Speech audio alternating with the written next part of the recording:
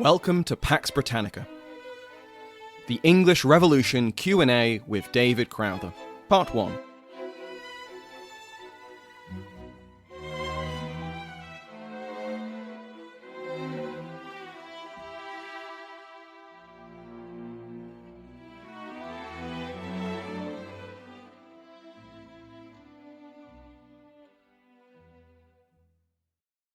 Hello everyone and welcome to Sam and David's QA on the English Revolution. My name is David Crowther and on the other end of the line is... Sam Hume of Pax Britannica. Okay, so now we know who we are. Sam, you're calling in from the Silver City, I think, is that right? Yes, Silver City of Aberdeen, the Venice of the North, as it is sometimes called. Oh, is that really called that? No, but I'm trying to make it catch on. And the centre of royalist sentiment in Scotland, of course. Yes, very, very important. And Aberdeen and Aberdeenshire, they just have the worst time of it in the Wars of the Three Kingdoms. Yeah. Ravaged about 4 different times. Aberdeen is sacked. It's terrible. Terrible. I hope that's not going to affect your answers to the questions. We've got 55 questions. We're going to cover those. But first of all, I thought I would give you a series of quick fire choices, Samuel. Are you ready? Okay, I'm ready. You have to choose one and you can't think about it. You have to do it in 2 seconds, okay? Okay. Are you ready? I'm ready. Here we go. 5, 4, 3, 2, 1. Hyde or Pym? Pym. Lord or Prynne? Lord. Yeah, Henrietta Maria or Edward Hyde? Oh, Henrietta Maria. Covenanters or Independents? Ooh, Covenanters. Pike or Trooper's Carbine? Pike. Seriously, you can't run away. Anyway, Ormond or Rinistini? Ormond. Christine de la Tremouille or William Christian? Oh, it's got to be the Countess of Derby. Milton or Needham? Needham. War with the Dutch or war with the Spanish? Oh, it's got to be war with the Dutch. Commonwealth or Protectorate? Commonwealth. Rupert or Montrose? Ooh, Rupert. Fairfax or Cromwell? Fairfax. Rue O'Neill or Inchiquin? Inchiquin. Oh, interesting. Catherine Chidley or Margaret Cavendish? Margaret Cavendish. Hobbes or Leaveners? Levelers. Heads of Proposal or Ancient Constitution? Oh, Heads of Proposal. And finally, Roundhead or Cavalier? Roundhead. Excellent. Thank you, Sam. I don't know what kind of political quiz trivia thing that's going to place me on now.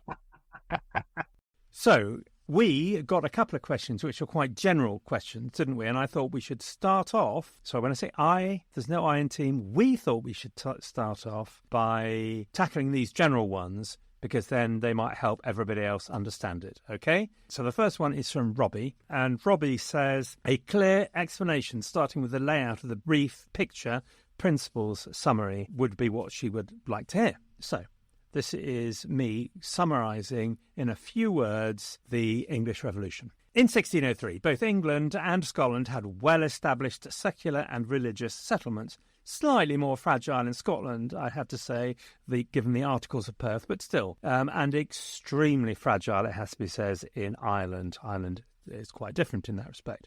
Into this world, Charles introduced innovations, ceremonially based church practice that smacked of Catholicism, and 11 years of personal rule, including taxation without Parliament, and a refusal to honour commitments to Irish land rights and limited toleration there for Catholics, the Graces. The result of all this was a rebellion in Scotland around religion, but with some very interesting constitutional changes, which no one ever talks about, but I swear were copied in England. Anyway, and then a rebellion in England requiring the recall of the English Parliament for money. The failure to reach agreement on religious and constitutional settlements led to both civil war and an explosion of sectarian radical Protestantism in England. On the defeat of Charles by 1646, the fault lines within the three kingdoms were exposed. In England, Parliament split into Presbyterians wanting a national church settlement and radical independents demanding toleration for all Protestants. The radical Protestants used the army to impose their solution. The independents used the army to impose their solution, probably. Charles became a blocker to any solution, so to achieve peace, the English Parliament was compelled to execute him and declare a republic. As part of that, England refused to impose a Scottish-style church settlement, and also, given that they'd executed the Scottish king, that led to a war between England and Scotland, which was resolved at Worcester, the ground of liberty, in 1651. Before that, by 1650, the English had reconquered Ireland and would institute the British Commonwealth. Ta-da! How's that? Nice and summarised. Thank you very much. Thank you very much. Okay, then the second question came from Megan. Hi, Megan. So Megan says, quite rightly, what is the difference between the Levellers, Dissenters, Radicals, Independents and Presbyterians? I get so confused. So do I, Megan, actually. And it is madness because some of these terms mean exactly the same thing. But Sam, this is my attempt to try and make sense of it all. So the word dissenter means anybody who is not in line with the national established religion, the Church of England. So it's a very catch-all phrase, just like the word phrase nonconformist. Okay? Having said that, Catholics are not usually called dissenters, they're usually called Catholics, although often because they don't conform to the national religion in England, they're called recusants, people who recuse. Okay, so that's dissenters, nonconformists, just don't go along with the national church. Radical can mean, of course, political or religious. Religious radicals generally tends to mean Puritans. It's pretty much the same thing. People with reasonably extreme religious views. They might be anybody. They might be Congregationalists, Quakers, anyone not in line with the C of E again, but anyone towards the extreme end of their particular religious sect. So, radicals.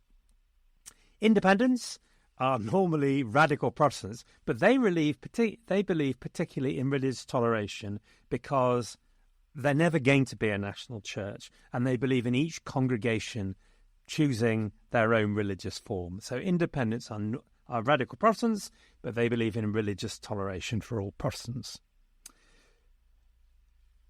Finally, sectarian is a phrase which basically again means anyone outside a national church. Anybody who doesn't want a single solution for everybody. Presbyterians are people who believe in a presbyter form of government, so each parish elects its own group of people to manage for the religion in that particular parish. So somebody calls it, Milton I think calls it, a pope in every parish, as it were. How is this going? It's a chaos, isn't it? This is just demonstrating there's one more thing to how awful it is. There is one more thing I want to say, is that all of these radical religious Protestant sects, all of them are Trinitarian. So all of them believe in the Holy Trinity. Where they do not, and there are a couple, the Socinians and the Quakers, of course, they are particularly reviled because that puts them outside the pale, or to a large degree. Cromwell actually proves more tolerant than most people towards the Quakers, but non-Trinitarians are very much beyond the pale. That is the worst explanation I've ever heard, Megan. Anyway, I've tried. So, should we get on to the main questions? Yeah, absolutely. Unless you want to tell me whether you prefer Cromwell or Fairfax. Oh, it's so difficult. I'm going to get Cromwell's actually because although he does some monstrous things, Cromwell, he also makes a choice. He makes a decision. He engages. Fairfax runs away. Nice guy, but not help with needles. That is fair. Although Cromwell gets ill a lot at convenient times. He does. He's very good at that. Yes.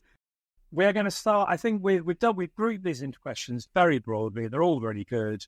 They're all quite different, but we're going to start with our General Charles section. Is that okay? Okay, that's fine with me. Right, this comes from Selina, and she says, look, David believes that Charles is a totally false negotiator because he had a martyr complex. She explains that she thinks Charles has a martyr complex, not me, but, Samuel, do you agree with the premise that he has a martyr complex, that he's a false negotiator? Definitely. Every previous agreement he made, he planned to ignore or roll back, except for maybe the Newport Treaty. I was going to ask you that. Do you think Newport did reach the end? I suspect it's possible because he makes concessions that he'd never made before, and he really struggles to make them. It doesn't seem like it was just a negotiating tactic like all before. He wasn't just waving, going, "Oh yeah, sure, yeah, we can try all that." It was genuinely heartbreaking for him to give up some of these things.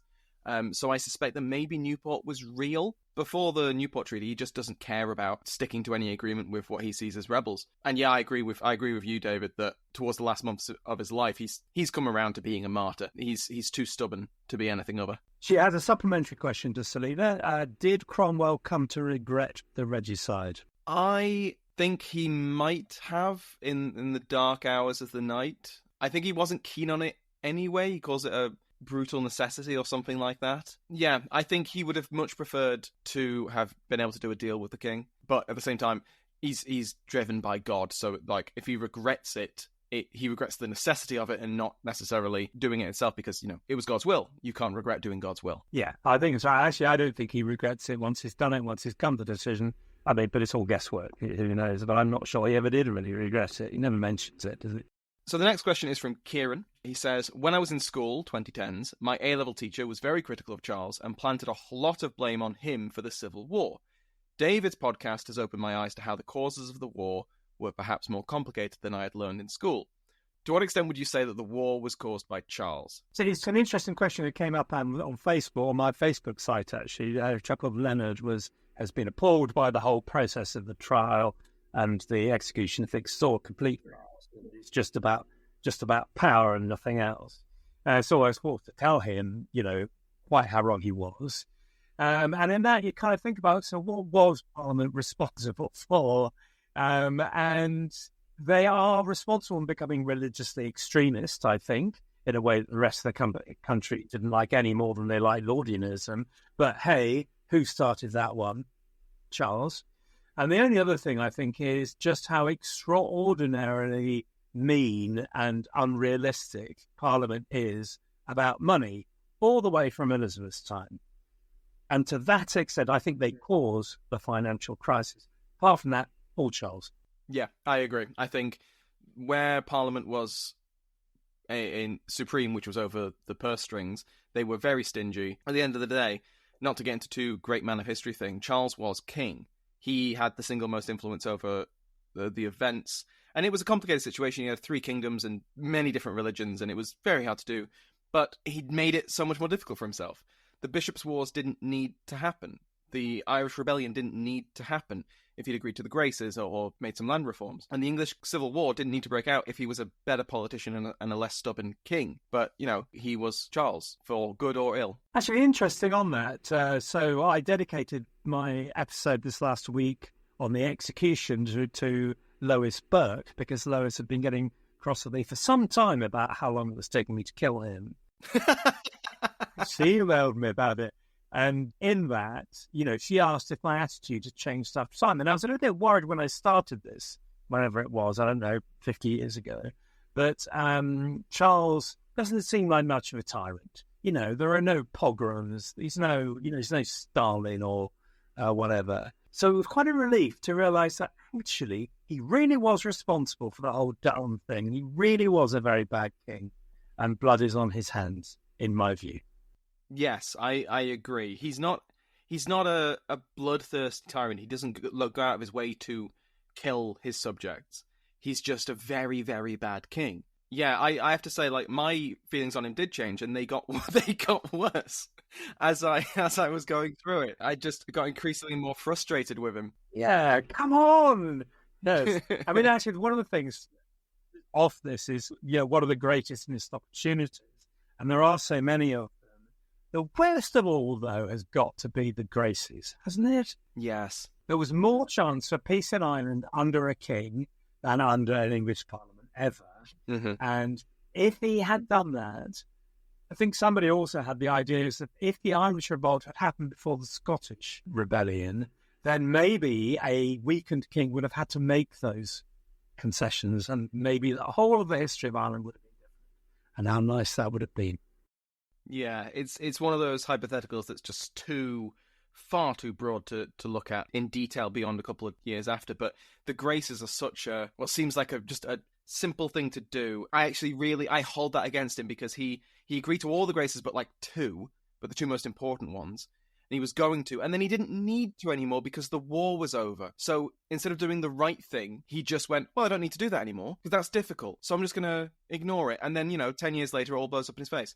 So here's the next question from Wendell. I am curious, so David and Son's opinion on why the parliamentarians seemed so determined to believe that at some point the king would see Rees start negotiating in good faith. And then Wendell goes on to his view that it should have seemed obvious to any sane person who was unable to accept their world view from a fairly early point. So, true. It seems they were all prone to magical thinking.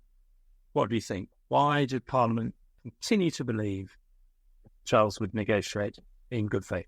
I think the question is, what's the alternative? He is king. He is God anointed. Deposing a king was a big deal, and they're not talking about killing him until very later on. But deposing him is a massive deal. If the political will was there for it, as there later on was, you have to replace him with someone. And if you replace him with a son, which son? They didn't really want to open that can of worms, and especially when they felt they didn't need to, because all Charles needed to do was see reason. As soon as he sees reason, they don't need to go for any of that. Depositions, usurpations, none of that. Charles just needs to see reason. And I think there's that hope that they don't need to deal with that difficult question. It's idealistic thinking, I think. The alternative is too horrible. Nobody thought of having no king. I think the other thing I'd add, because I actually totally agree with you, I think the other thing I'd add is that Charles is very good at playing them off. Yes, yeah. Faction-wise, so Presbyterians versus Independents, Scots versus Independents, Irish versus English Parliament. He's very good at playing them off. He just can't stick the landing. Yeah, exactly. So, Josh B asks, when is the last point where Charles I could have negotiated to keep his crown, or to keep his head? So I think the heads of proposals 1647 or any time before the Second Civil War. After the Second Civil War, he'd lost the army. And even as we were talking about, whether the Newport Treaty was actually finally, honestly negotiated, which is a big if. But by then, it didn't matter because he'd cried wolf too many times and nobody was ever going to believe him. So I think heads of proposals 1647. I would agree with you. I think the heads of proposals are the best path forward for him. But I'd actually disagree. I think any point until he's sentenced to death. I think if Charles had... Yeah, I think if... and it would... This is the thing. I don't think it was likely or really possible, but if Charles had a brain transplant and decided, oh, okay, they're serious about this, I think he could have, if he'd pled guilty or not guilty in the court case, if he had actually made genuine compromises directly, I think it's possible that he could have kept his head. Keeping his crown, no, I think you're right. I think after the Second Civil War, the army's not going to let him stay on the throne. But they didn't necessarily want to kill him. If he'd been willing to negotiate or abdicate even, then I think he could have stayed alive. Has anyone ever psychoanalyzed Charles I? Did he really believe that he had a right to do as he pleased?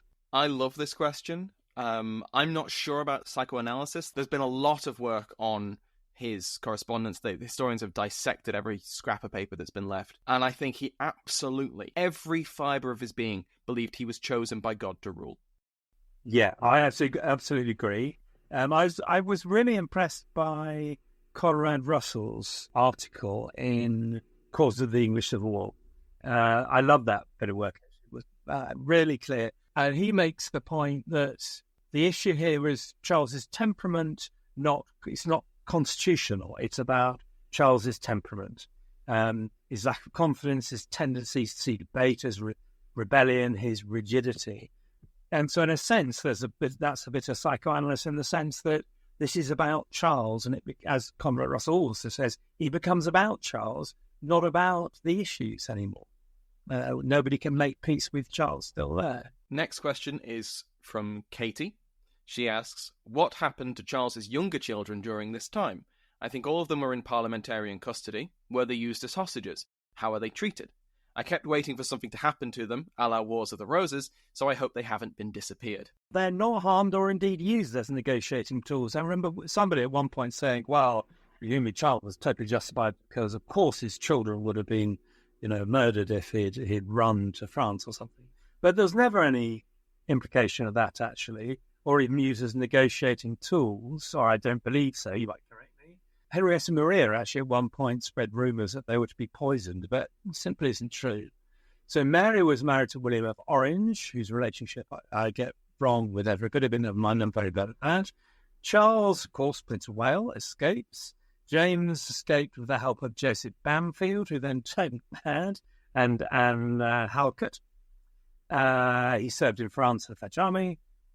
Elizabeth was tutored by Bethusa Macon, interesting enough.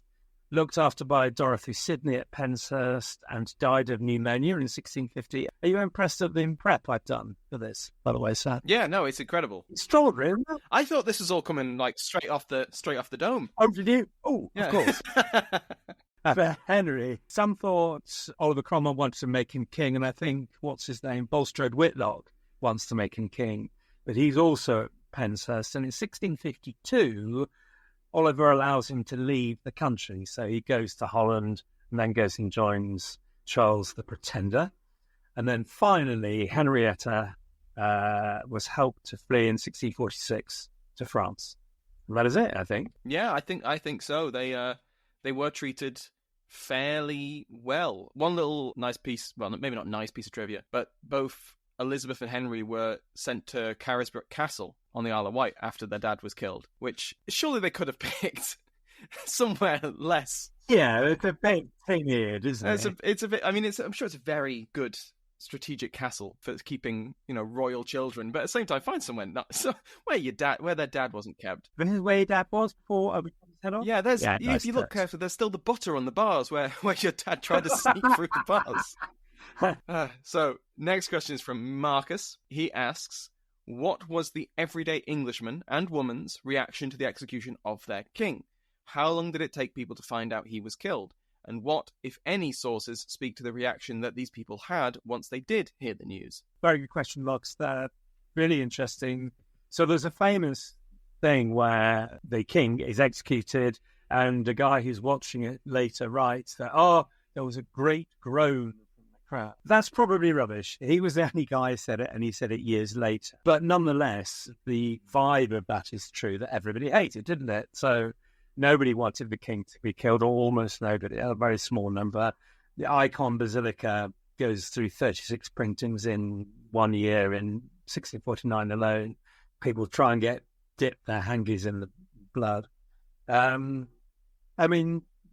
Caroline, Cromwell's sister, Caroline, writes, I think, truly, if I had been able to purchase his life, I'm confident I could with all willingness have laid down mine, which I thought would be great. If somebody said, okay then.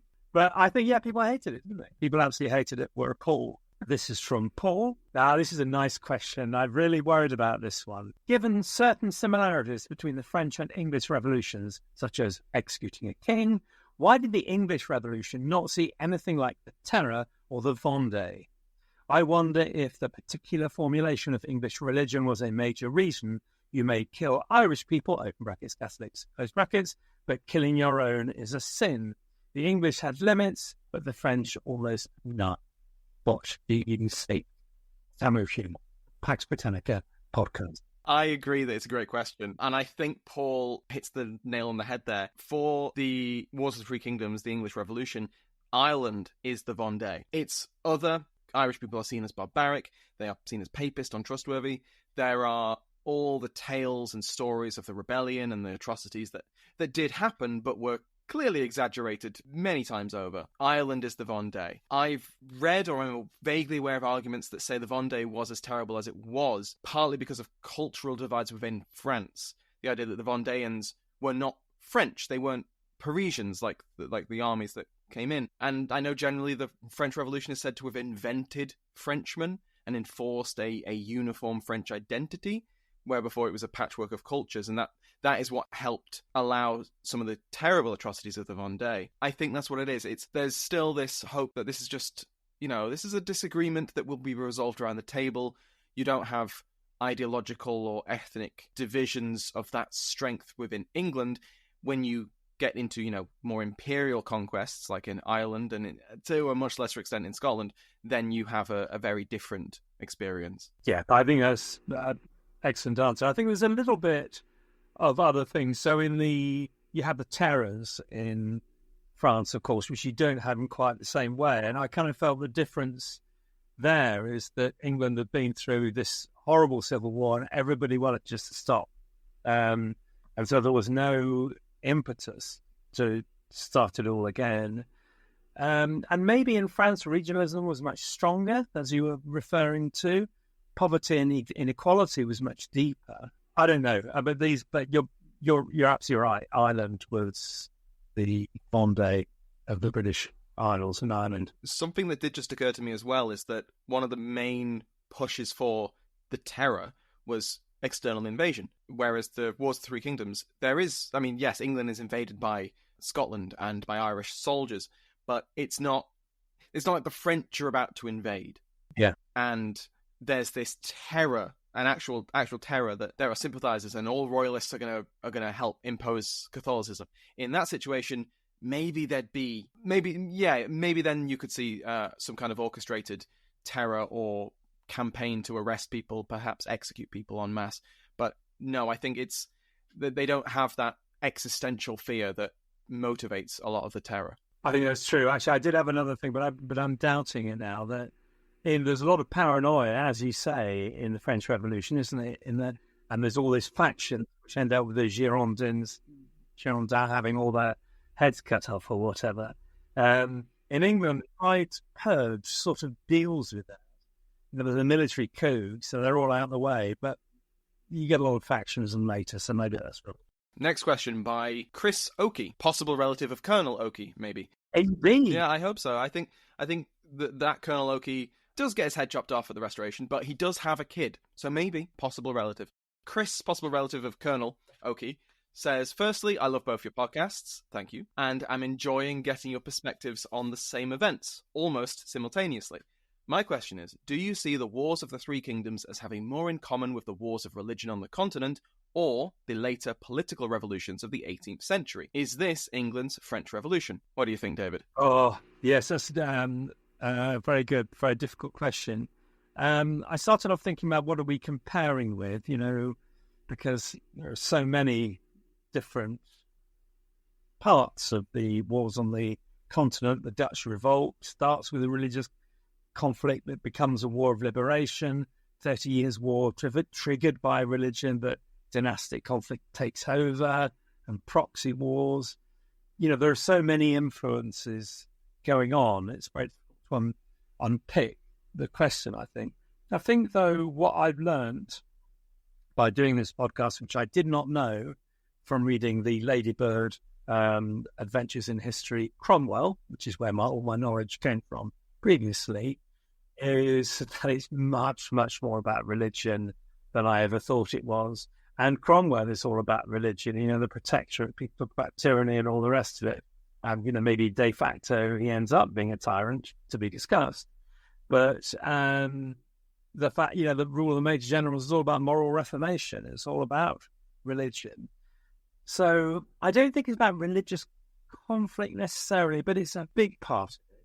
But that's quite contentious because people have argued about that a lot over the years. What do you think, Samuel? Yeah, I think Chris has led us with bait into a really heated historiographical debate. I agree with you. I think that our mutual friend Zach Twomley has talked quite a lot about this. 30 Years' War is almost as much a political war as it is a religious one. I think when it comes to the Wars of the Three Kingdoms, it's about weighting, as in the weighting of towards political or religious. All of them are political and religious. You cannot really divide religion and politics in this period. I think that generally, to heavily generalise, the conflicts in Ireland and Scotland are religious wars. The first English Civil War is, I would say, primarily political, but then you have religious intervention from Scotland. The second one, I would say, is a religious conflict. You've got the New Model Army very much fighting for what they want, their independent settlement, and they're fighting against a coalition that is aiming to install Presbyterianism. But then with the third Civil War, you're back to a political thing. This is the son of the dead king coming in to try and impose himself. By the time it gets into England, the religious aspects of they've been wiped away at Dunbar. It's now this is purely a political thing again. And then I think you're right. Then after that, you get the moral reformation and all that of the protectorate and everything after that. But yeah, very, very complicated question, Chris. Thank you for giving us an easy one. Don't ask that again, Chris. Okay. Well, we'll never have another one of these. You could go on forever about that one, couldn't you? I think the key point you made there is you can't unpick religion and politics in these years, can you? We get on to Josiah. I was recently surprised to see a deck of playing cards dated to 1475. Wow, from the Burgundian Netherlands, having assumed that playing cards were a much more recent invention. What piece of culture from between 1603 at about tea time on the 24th of July and 1649 has surprised you with its presence? I'm not surprised by its presence, but the real extent of tabloid journalism, essentially. The pamphlets and the broadsheets, there's so many. And I knew there was a lot, but just the role that this new cultural medium just has on political events, that really did surprise me. So it's not as, dramatic as a deck of playing cards from 1475, which is very cool. But I think they would be that. What do you think, David? I tell you though, on that, just tell you what I do before I go on to trying to my best to answer the question badly. There's a little place called Reichert Chapel quite near me, where they have somebody is cut out playing cards, cut out stars, and stuck them onto the roof of the enclosed noble pews. And when you take those stars off, which are painted gold, on the other side are these 16th century playing cards. Oh, cool. I thought it was really cool. Fantastic place, Reichert Chapel. If you're ever down here, Elizabeth was sort of imprisoned there by the Williamses. Anyway, the invention of journalism, if that's not too grand a thing, the arrival of the public sphere, all the newsletters and news books, and the delight that is Marchman Needham. Absolute delight. That guy is fantastic. That I loved. I was surprised by, a little bit after the time, that coffee houses took off in the 1650s. I was surprised by, but really should have known about the Great Rebuilding. Dorothy Hoskins' great tale of the transformation of England. And the other thing that got me was court nakedness. Apparently, I could be wrong about this, but I think Margaret Oat said this, that in the court of Charles, you could go naked in court, or in the court of James. Women could show their breasts at least, topless. It wouldn't bother James. No. Probably. And actually, just afterwards, Margaret Cavendish, because I did her biography recently, but this is in Restoration time, she comes into town in a coach, and Samuel Pepys is astounded that she's bearing a breast. But apparently that started earlier, much earlier. Not in Cromwell's house, Bob's. No, definitely not there. Steve Cloutier asks, who is the most underrated person of this time? Someone who people don't know, but should. Now, I know you've got a good answer for this, David. Do I? How do you know those? Well, I'm going to go Samuel Hartlib, who is described as an intelligencer. I think he's a Pole, but he emigrates quite young over here. And he sets up this sort of circle. It's a precursor of the Invisible College and a precursor of the Royal Society, gets people to write in. He's big about improvement, about educational reform and all of that sort of thing. He becomes a centre of this network of intellectuals and thinkers. And I think now there's a great collection of papers called the Hartlib papers, which you probably know better than I, being a proper historian. So Samuel Hartlib was my pick for that. The first person I thought of was John Lambert, but because, everything he does. Yes. But I think he's a bit too well known to be underrated. Then I actually thought of John Bradshaw. Yes. Who was, also pretty well known, but I think he is underrated. I think he is. Yes. He's so important for this very brief amount of time, not just for the trial of the king, but he works so hard to make the Republic work. He's Lord President of the Council of State, and he works really hard. And he tells Cromwell off when he disbands them with the dissolution of the Rump. And I was really happy to see him get a lot more attention in Anna Key's Restless Republic. I thought that was really good. And if I could have a second one, I'd say Robert Blake. As General at Sea, as Admiral of the States Navy, he is so instrumental in setting up the English Navy's dominance and basically bringing the English Navy into the modern day, quote unquote, from a ramshackle kind of requisition system. He's the guy in charge during the suppression of Prince Rupert's pirate campaign. He basically wins the Dutch War. He's so instrumental to it, and a lot of the reforms that he puts into place are still in place, 100, 200 years later. Most people don't really know about him, but, just as an example, Nelson knew about him. Nelson thought that Robert Blake was a better naval commander than he would ever be. And, that might just be Nelson, being deliberately humble, but I think that says a lot about how important he was to the Navy as a whole. Although Nelson, of course, wasn't given to humility by and large. Great choices, yeah. I totally agree with both. Very good. Okay, so I've got a question for you then, Samuel, that comes from Bram. What has been your biggest surprise while researching this podcast? Ooh, probably just how interconnected the Wars of the Three Kingdoms actually were. Now, I knew they were in the grand scheme of things, but the devil's in the detail. You've got, just take Ireland, for example. You've got so many different factions there, especially among the English, who are, they may be royalist or parliamentarian if they were in England, but in Ireland they are just English. And then they have their disputes over who's on certain committees in London, and that affects events in Ireland. And then you've got the Scottish sending contingents over, Robert Monroe. It's just a mess of so many different relationships that don't get into the major story, because it's not about Cromwell or Charles or Fairfax or Pym. It's about, the people below them who have their own grudges or their own interests or their own estates that they want to preserve or their own religious beliefs they want to champion. They do not stop at the borders of the Three Kingdoms. They are overlapping in every way. And I think that's what really did surprise me. What about you? Very good answer. Mine's far more trivial. I never really knew about the detail of the heads of proposals and agreement of the people. Agreement of the people, maybe more. What surprised me most was just what a good deal the heads of proposal were. Right. And what a crime it was that he turned it down when he could have solved everything. They could have marched back into London, this fantastic agreement that gave him his bishops without that coercive power, with a reformed franchise, religious toleration. Oh, God, if he'd marched back there at the head of the army, he would have been living in a better world. Anyway, there you go. Carson Connor asks, who from the English Civil War would you cast as Wallace and Gromit characters? I love this. This caused me endless agonies. So I was trying to thought that I'd deconstructed a Wallace and Gromit episode and thought, who do we need? Well, what we need is a hapless, likeable hero. We need a far brighter bloke who gets things done. We need a love interest and an evil villain. So I went well with the villain, the Prince Rupert, obviously, or George Digby, looking like Terry Thomas, posh deceiver type, that sort of thing. So I was okay with that. Couldn't think of a likeable loser. Maybe you can. Fixer, I thought Philip Skippen.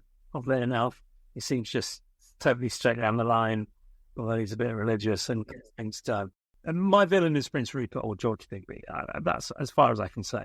I do like the idea of Rupert as the Penguin, but I actually thought of Charles. I think Charles as Wallace and Rupert as Gromit. That just seems so apt for me, because Charles is there, making a mess of things. Rupert's getting stuff done, but he's not. Wallace never respects exactly what Gromit has done for him. Charles certainly never respected what Rupert did for him. I love the idea that for me he's Gromit, and for you he's the Penguin. Actually, the other one, though, I suppose, is the wrong trousers. And there is, thinking of the Penguin, there is that horrendous photograph of Oliver Cromwell wearing puffy pants and things, and a fashionable dress. It looks absolutely terrible. I know that he's definitely the wrong trousers. Okay, so we've been working really, really hard, so I think it's a good time for us to take a break. Be back soon.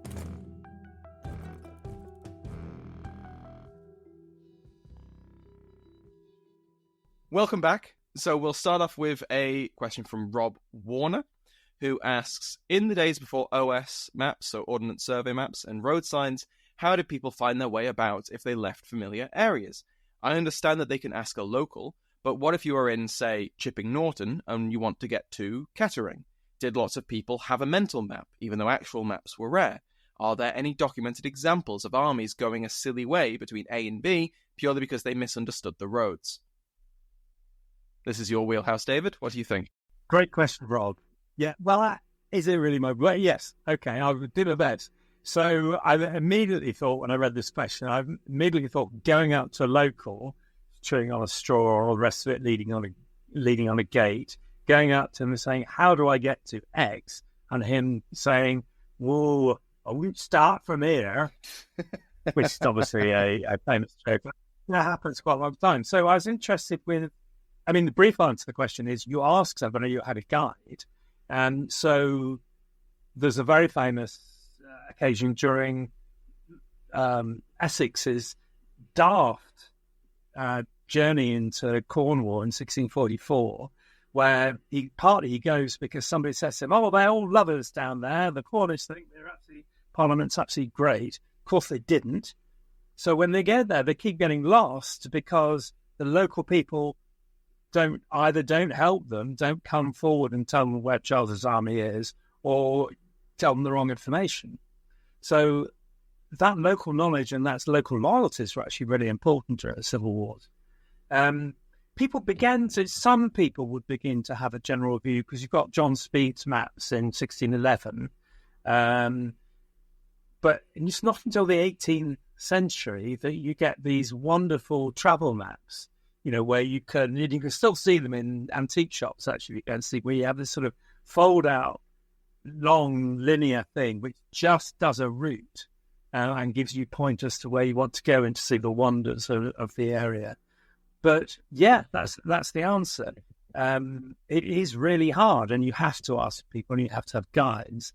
So in the Battle of Preston, famously, when Hamilton is coming south, he gets caught at Preston, but Langdale holds off Lambert's horse, so Hamilton has a chance to get his foot over the River Ribble, and off they go south, and they hope that they will then meet up with the cavalry who are coming back. The cavalry goes one road, the foot go another. They miss, the rest is history. So yeah, it had a big impact. Yeah, that's the occasion that immediately came to mind. But I do like the callback to Essex and his Lostwithiel disaster, because that's always just fun to remind ourselves of, really. Do you think there was ever a chance, this is Kai asking this, do you think there was ever a chance for the Levellers to have won, in inverted commas? I find it very interesting how far ahead of their time they were, as do we. And I think it would have been a fascinating alternate scenario if they'd been able to get what they wanted. Generally not sure how much in line they were with the broader public. What are your thoughts? I think it's very possible they could have won. I don't think they are hugely in line with public opinion as far as we can tell. There's a lot of people who do support them, but they are scaring a lot of other people. But they had a very good strategy because they went and co-opted the one force that could implement their agenda, which was the army. And the level of mutiny could have easily spread. It was on a knife edge. And if Cromwell and especially Fairfax hadn't acted the way they did, I think it could have gotten out of their control very quickly. Fairfax's threat to resign only really, I think if the mutiny had gotten off the ground, I don't think that would have had as much of an effect. And Cromwell can only batter as many troopers as he possibly can. He's going to get tired eventually. Eventually, if there's too many mutinous soldiers, that won't work anymore. But whether a Leveller revolution could have survived, I don't know. You might have had a Stuart restoration like the return of the Bourbon, but with a restoration government much more aware and wary of the power of the mass population than the existing restoration government that we got. I think it would be very interesting. Yes, I basically agree with you. I've always thought that it was way ahead of everybody else and nobody would live with it. But then I read an article by Austin Woolridge where he says, well, look, if you look in detail, individually, they're not that daft and not that far away from what people understood. So actually, I agree, there was an entire possibility. They had the right instrument. They got quite close to being implemented, and parts of it do get implemented. Question from Jan or Jan. What is your favourite military event in the aftermath of the Civil Wars, and why is it the glorious raid on the Medway? In brackets, can you tell I'm Dutch? Yes, Jan, we could tell. David, what do you think? Great question, Jan. And as Sam says, yes, we could guess you were Dutch. It was tough, but we made it. And the Chatham raid was an astounding occasion, absolutely extraordinary. So, even though it's me, even I think that was pretty cool. In response, I would talk about the Battle of La Hogue and Barfleur, when an Anglo-Dutch fleet gave the French a kicking in 1692, because that is more the vibe that should be between England and the Netherlands. And this is from Charles Merrifield, who says, I have heard that the reason England has few castles that tourists can visit is that most of them were destroyed in the Civil War. I've not heard any mention of this in the podcasts. Is it correct? Now, David, I ask you this because I'm not actually sure, because I've heard that rumour, but I'm really not confident about answering that. I mean, there's a lot of slightings, isn't there? So, Corfe Castle, for example, and we went in the last History of England tour, we went to one whose name escapes me, but it was fantastic, and it's one of my favourite, but I now can't remember it. Anyway, which was slighted. So there are also slightings, and that's certainly true. But I don't think that means there are fewer castles, because generally speaking, they were just damaged beyond repair, because they didn't have time to go around and level them all. It was a question of making sure they were indefensible. So I would argue that it's not makes that there are fewer castles, but there are probably fewer complete castles tourists can visit because of it. But that is a guess, I have to say. So, next question for you, because we're doing really badly here. We're not even halfway yet. And I can feel my brain dribbling out of my ear, and all our listeners, poor people. Anyway, so, why and when did the new model armies influence Wayne? Did it have any impact of an ongoing nature, or was it a flash in the pan? Nice one, pun intended. That's Peter from Brazil. Over to you, new model army. New model army. Well, if we're talking the soldiers, I think they lose their influence in the aftermath of the leveler. As the levelers lose their influence, so do the rank and file soldiers. I think the army and the officers keep a firm grip on things after that. If we're talking the army as a whole, then the restoration. The rule of the major generals is usually given as the reason why England and then Britain didn't have a large standing army, like a cultural aversion from military dominance, kind of like, if we want to get really nerdy, Leto II's golden path. But I don't know if that's the biggest reason. That's just something I've heard. But certainly the case is that the revolutionary energy of the army was dispersed. I know a lot of disbanded soldiers were basically sent off to go and fight in other wars. Portugal, I think, is a major beneficiary of this dispersal of former army soldiers. But yes, I think the rank and file were dealt with by the end of the levelers, and then with the restoration, the army is basically no longer an issue. Monk is co-opted fully into the restoration regime. What do you think, David? Do you have a? I agree certainly about the rank and file. However, the officer class have an enormous influence, don't they, throughout? That's true. Monarchists have go with bare bones, and then the likes of Lambert and Skippon, of course, is around, even though he's retired from the army. So I think that the officers of the new model remain a very strong influence. But yes, all that revolutionary political stuff has gone. This is from Nick. Given there was so much worry during and after the Civil War about the dangers created by not paying what was owed to the army, did anyone consider the option just actually paying them? Are you listening, Denzel? And paying them what they were owed? Was that just an inconceivable amount of money and not ever an option? Over to you, Samuel. I think this is a great question, because I've thought that so many times at so many different points, and people keep making the same mistake. Like not just Denzel, but like if 3 or 4 times afterwards, it's just pay the men with guns. Pay them. Just give them their money, because otherwise they're going to overthrow you, because that's what they keep doing. But yeah, I would love there to be. I think the answer is that it was just such a large amount of money, and that the Long Parliament especially, they knew that public opinion was against high taxes, and that is something that dogs the Protect all the way through the interregnum, all the way through the Commonwealth and the Protectorate, is that taxes are incredibly high compared to before the Civil Wars, and it's mostly to pay for the military. So the Long Parliament really, I don't know, I don't want to give them too much credit, but I think they were trying to thread the needle between a public that was straining under the cost of paying for the existing army, just trying to keep, make ends meet without, having to pay a massive lump sum, and then the army that is very much there saying we want what we're owed. I have to assume that the wages were just impossible to stay on top of.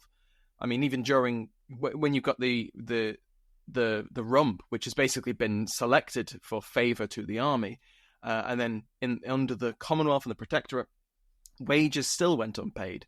Even during the Anglo-Dutch War, they were struggling to pay their soldiers and the Navy people. Even when they've got all the political will behind them, I think it is just such a vast amount of money that the tax-paying public was not prepared to meet, and that's where the politicians really were stuck between a rock and a hard place. They didn't want to take even more money. They may not even thought there was more money that they could get. Versus the army, that says, "Well, we fought and died for this, so we're getting our money."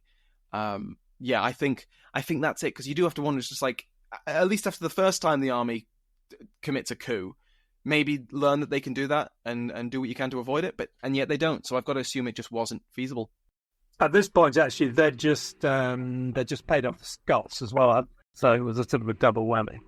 And that all came out of the bishop's lands. They didn't have anything else to draw on. Well, they did. They had other lands, royalist lands, that had been agreed they wouldn't touch. By the army agreed that, and then Yep. Next question from Gentry from Tennessee. How well could a typical Londoner keep up with reports of all the moving pieces of various armies through far-flung fantastical lands such as Yorkshire and Cornwall? Are there reports of confusion from the general populace on what was happening, who was on the up, who flirted with disaster? And he adds, this question might be prompted by my own difficulty in keeping track of it all. History at a Gallop was a genius idea, and I have to agree with Gentry there. History at a Gallop is great. Thank you very much. I love this question because I think this is one that goes back to the question we answered earlier about one of the most surprising things, just that explosion of news books and all the. I got a few of them. I bought a few of them. And it's just fantastic, all that news. So the news books are a big thing, and people really snap them up, and then it's not just on the streets of London. And of course, there's all the correspondence that goes on, so people have begun to understand how much the public sphere was fed by correspondence, letters that go back to your home in the provinces or whatever, and they then copy that and they share it with all their friends. So it's not just a single letter with a single person. When you write, it goes to a community. So yes, news books, letter writing. But I'm sure, as even with the press now, information is deeply imperfect. So people must have had all kinds of misconceptions. But yeah, that's my answer. This is an easy one from Jeremy. Any chance of Sam sharing the details of his dissertation on his Patreon feed? Definitely, absolutely. I'll get around to that at some point. The issue is that it's not written for, it's not the right style for a podcast or even, an academic paper. So I'd need to redraft it. Or I could do what I did on a recent bonus episode on the 1919 New Zealand election, because it just happened to be the week of our general election, and it's a really interesting story. So I basically drafted short summaries of a chapter and then went through it off the cuff, and that was actually really fun. And I'll probably do that again. And yes, I'll leave some stuff back because I want to publish it at some point. But no, I spent a lot of time writing that thing, and I like more people than just me and my examiners to be exposed to it. What was the title of it?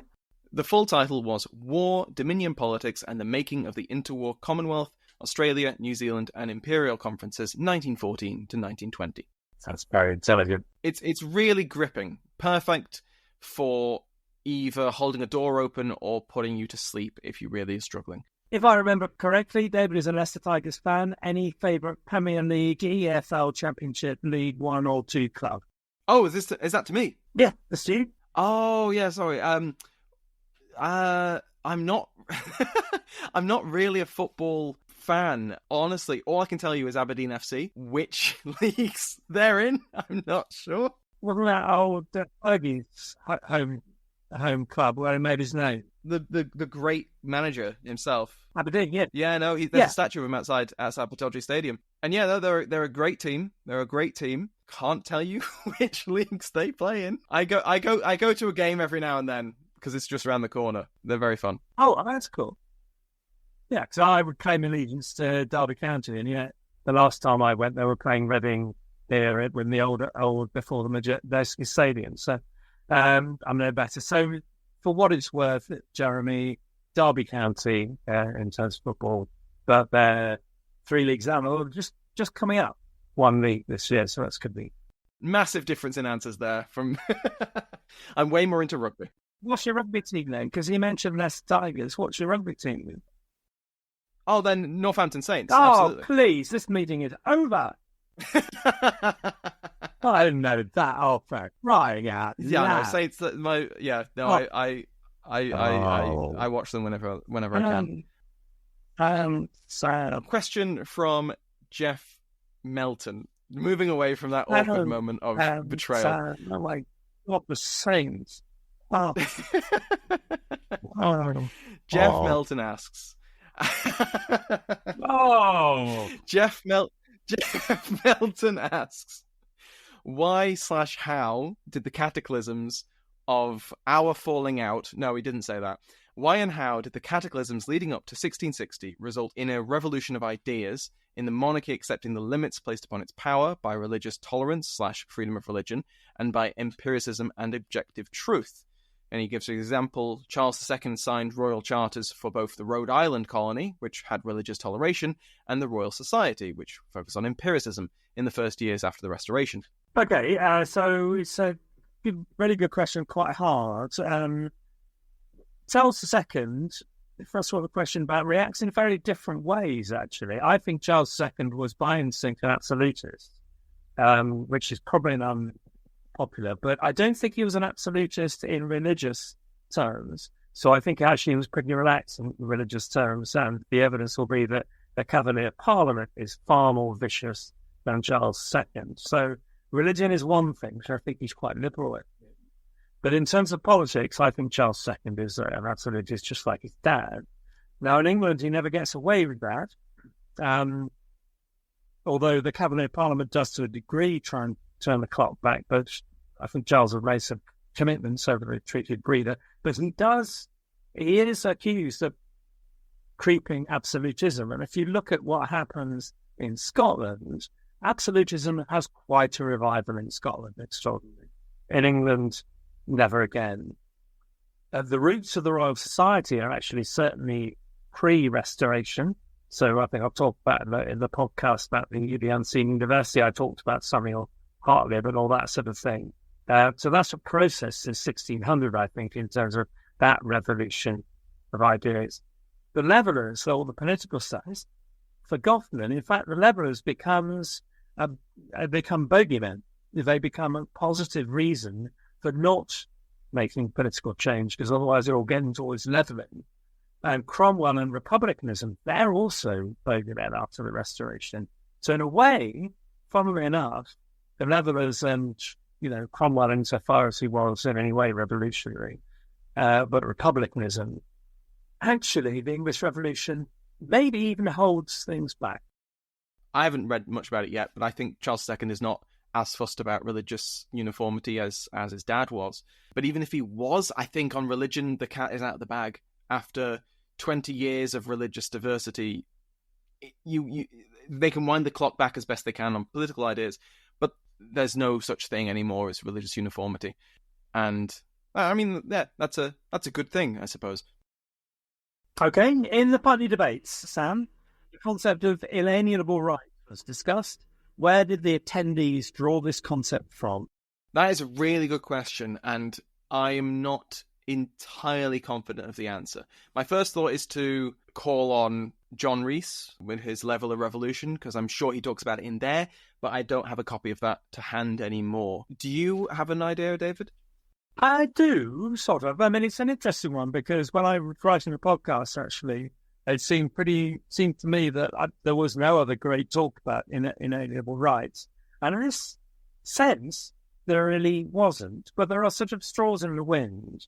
So Zoroastrianism, Stoics, Cicero talked about natural rights, not inalienable particularly, but some rights that came from the way of the world and the way that people are. And Cicero was very influential, certainly in 14th and 17th century. But I'm pretty sure Lilburn wasn't aware of many of those things. He read about English law a lot, but I don't think he ever got it. He may have got Cicero. Bacon and Hobbes also talk about inalienable rights. But my theory was that much of their demand for freedom and inalienable rights actually comes from religious independency, and the idea that people are equal, that rights are God-given.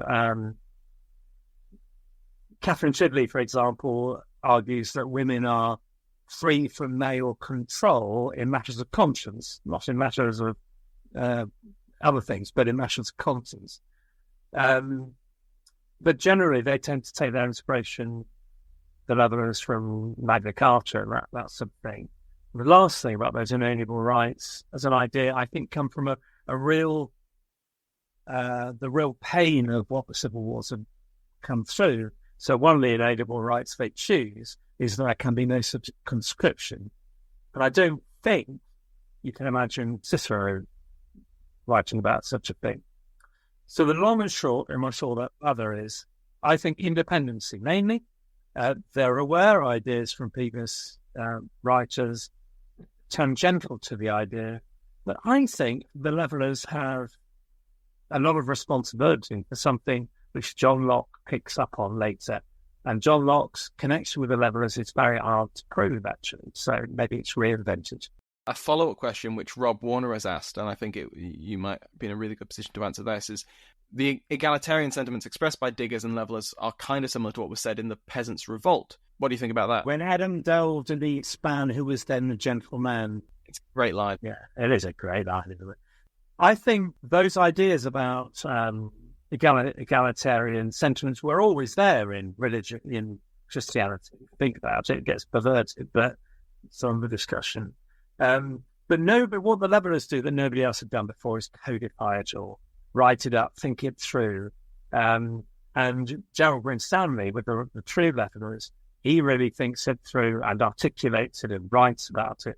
So that's what's different from John Ball. John Ball, is a hedge priest, ideas which I'm sure everybody has one time about in their lives of not being oppressed by the rich guys. But I don't think they draw their inspiration from John Ball. Therefore, what they do is they create a moral economy around it, and the Levellers and the Diggers, which I think haven't happened before. Ben, question from Ben. Can the root and branch petition be seen as the straw that broke the camel's back when it came to relations between Parliament and Charles? Sam, I put that to you. I think if you had to put it down to one thing, it may be that for Parliament. And if not, that may be the attempt to basically take back the Tower of London. But on the other side of the coin, for Charles, it's the sacrifice of Strafford. That is it for him. He is so over this Parliament. They've made him kill his friend, and he does not forgive them for that. So if you had to pick a single straw for breaking the backs of camels, for Charles, it's Strafford.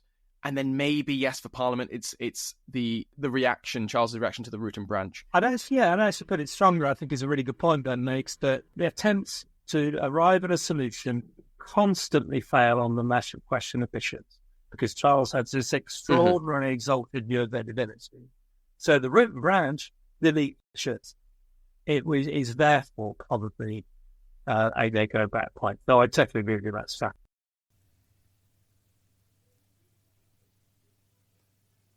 This is the end of the first half of my chat with David. We enjoyed ourselves far too much, and so to avoid a mammoth 2-hour episode, we've split it into 2. The second half will come out next week. I'm sure you're on the edge of your seat, but you will just have to be patient. In the meantime, if you don't already listen to the history of England, then I really do recommend it. I listen to things that I've already covered on PAX, and more often than not, David has a different view on events, or he emphasises parts that I didn't, and I find that my understanding of the period got that little bit richer. You can find David's show everywhere you find good podcasts. Thank you to my House of Lords, including the King's favourites, Mike Sanders and Fernando Lopez Ojeda, David Braswell, Duke of Bracewell, Nicholas Dean, Marquis of Berkeley, and Evan, Earl of Gloucester. Go to patreon.com/Pax Britannica to join their ranks and listen to the podcast without ads. Patrons of Earl and above just got the latest episode of the history of the Mughals. Babur's successor Humayun has taken the throne and has had a really tough time of things. Remember that you can join the mailing list to get news about the show by going to the link in the description. For other great podcasts on the Airwave Network, check out airwavemedia.com. Thank you to Sounds Like an Earful for the interval music in today's episode, to my entire House of Lords, and to you for listening.